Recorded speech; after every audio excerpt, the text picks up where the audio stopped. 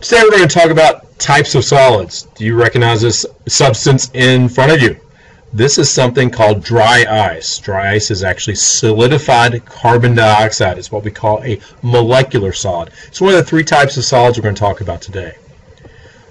Here's a slide of another type of solid. It's an ionic solid called sodium chloride. The fundamental units in sodium chloride are two ions, the sodium ion, which is a positive cation, and the chloride ion, which is a negative anion. So let's go over all three types of solids. We're going to call these crystalline solids. Now, first of all, maybe we should define what crystalline means. Crystalline means, four words, there's a regular arrangement of components. There's a regular arrangement of components. For every one of these solids, there's going to be a regular arrangement in which the fundamental units are put together. Now, this, what you may have think of as what would not be a crystalline solid. Well, something that would not be a crystalline solid would be something called an amorphous solid, like glass is an amorphous solid. Or there's some rocks that are formed when volcanoes go that do not have regular arrangement. So those are amorphous solids. But in chemistry, we're going to concentrate on three types of crystalline solids. So first type is going to be an ionic solid. We've talked a lot about ionic compounds. We've used them a lot in the lab. We're going to actually use them in the lab today. And the components are ions. So an example of that is sodium chloride or any ionic compound. So that is the first type. So we'll just put a number 1 there. Number 1 is ionic solid. The second type is a molecular solid. We'll put a 2 there. Now, we talked a lot about molecular solids when we did bonding. All those things we drew were molecules. So the components were molecules. An example of that is sucrose. Or you could go back to what we had at the very beginning. An example of that was dry ice, CO2. That's a molecular solid. So the discrete unit or the fundamental unit of that is a specific molecule. And the third and last type of crystalline solid is really the biggest group that's, well, its biggest is as in it has a wide array of properties, would be atomic solids. So this is sort of a broad group, and we're going to talk about that group a little bit more in depth because they're very different. So the components of atomic solids are simply atoms. Examples of that, and these examples show us how very different they are, would be a diamond, iron, and solid xenon, which is a noble gas. So let's go to the next one. Now, here are examples of each one of those. Now, here we see a drawing of a diamond. Now, why is a diamond different from a molecule? Well, the difference is, like in a molecule, if you look over here, we have water as a molecule. The discrete unit for a molecule is water, H2O. A diamond, it's all carbon atoms. And notice those carbon atoms, and we see this in the drawing, the carbon atoms are all joined. And the carbon atoms are the spheres, and there's a stick in between those. But notice every single atom is covalently bonded to another carbon atom. Now, that's different from other atomic solids, but that's why diamond's amazingly strong. And so a diamond we'll talk about a little bit more about later, but the diamond is a super strong substance. And then we have an ionic solid. We have sodium chloride there, and the discrete or fundamental units for that are the sodium ion and the chloride ion. And then finally, we have molecular solids, and the discrete unit for the molecular solid would be the H2O molecule for water or whatever substance you're talking about. So next, now let's talk about a little bit more about atomic solids. Now, we said that's a very different group. Now, we're going to look at metallic bonding as an example of that. So properties of metals. Now, there's some properties of metals you may or may not remember. First of all, they conduct heat and electricity very well. So we use that a lot. They're also ductile, which means you can take a metal and stretch it into the wire, or you can hammer it into a thin sheet, and that's called malleable. So we have 4 properties we hopefully wrote down. Conduct heat, conduct electricity, they're malleable, and they're ductile. So 4 properties there. Now, why are metals so different from other substances? Well, what happens is, notice you have metal ions, and that's represented by this positive sphere in each one of these, and then they're surrounded by what we call electrons. Now, those electrons are not what we call localized or delocalized or spread amongst the atoms, and so those electrons are able to move. So something that's important about metallic bonding is what we call, there's a sea of electrons. And that sea of electrons allow those 4 properties we just discussed. It allows it to conduct heat and electricity very well, and it allows it to bend and form malleable and form thin sheets, for example, if it's hammered. Now, which metal would these be? For example, you notice the first one, it's +1, you have electrons there.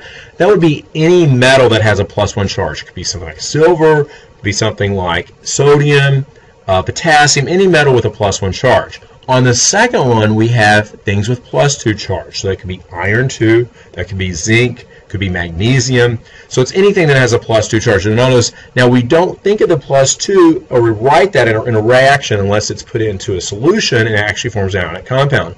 Because when it's a solid metal, the positive protons that are in the nucleus and that we see there are evened out by the electrons that are in the sea of electrons around the metal. So you don't actually ever, like for example, if we were to say, well, this is magnesium, we would simply write Mg.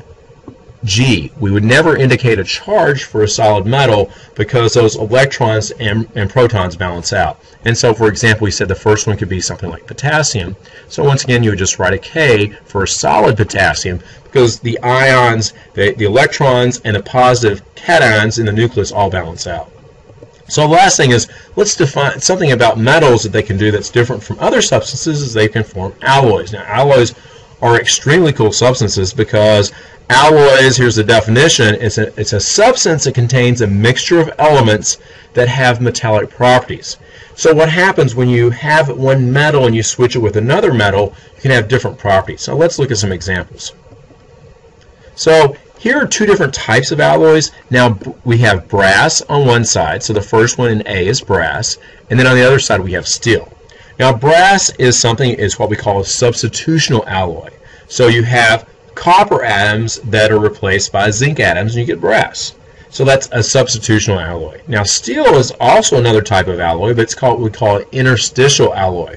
So what happens, there's an empty space that they go into that metal and it's occupied by another atom. Now when they make steel, what they actually do is put carbon in there. So it's iron and carbon together.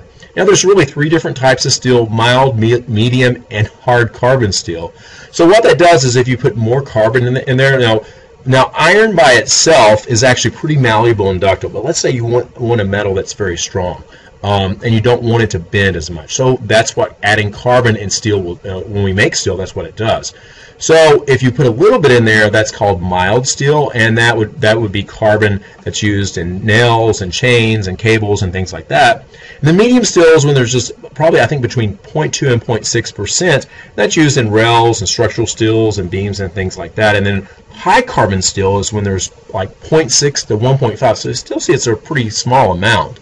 And that's for things that are need to be extremely tough and hard, like tools or cutlery or things like that. And you may have an alloy of steel, which means it's not only got carbon and iron, but it also has some other atom added in there. So for example, you have stainless steel in your home as a cutlery. What they've done is they've added either chromium and nickel in addition to the carbon and steel, and that's what we call an A-steel alloy. So just one other thing I wanted to mention. I wanted to talk for a second about one other atomic solid, and that was a diamond. Now, if you look at the diamond, we said it's got an extremely high melting point. Guess what a diamond will melt at? 3,500 degrees Celsius. Extremely high. Now, why is that so high? Well, we said diamond's actually one of the hardest known substances, and actually the reason is it's all covalent bonds. So one thing you want to think about when you think about a diamond, it's a carbon, but every single carbon is covalently bonded to another carbon, so it's very different from any molecular substance. Okay, now what we're going to do is go over some substances and see if we can identify what solid type it is and then the fundamental unit in that type of solid. So first we have sodium chloride. So what solid type is that? Then we have ammonium nitrate, dry ice, water, which is H2O, diamond, iron, and argon. So first of all, sodium chloride. The solid type would be ionic, and then the fundamental unit, we've had this in a previous example, would be a sodium ion and a chloride ion. The next solid type would be ammonium nitrate. Now the type specifically of solid that is an ionic solid. The fundamental units would be an ammonium polyatomic ion and a nitrate polyatomic ion. Okay, next we have dry ice, which is CO2. That was the first drawing when you turned on the video. Dry ice, a fundamental unit, would be CO2, and that is a molecular solid. Next we have H2O. That is also a molecular solid, and the fundamental unit is one molecule of H2O. Next we have diamond, and diamond, the fundamental unit is carbon. and that is an atomic solid because it's made of one atom. Next we have iron. Iron is also an atomic solid. The fundamental unit is an iron atom. And last we have argon, and argon is also an atomic solid, and the fundamental unit is an argon atom. So here is a summary of all those types of solids in the fundamental units. Now, one thing I might want to point out here, when we talked about atomic solids, remember we said atomic solids are very different. First, we have diamonds. Diamonds are made of carbon atoms. They're one of the most extremely hard substances, that existing substances that's known. So that's extremely hard. Then we have iron, which is a type of metal, and metallic substances have very different properties from the other types, any other solids there.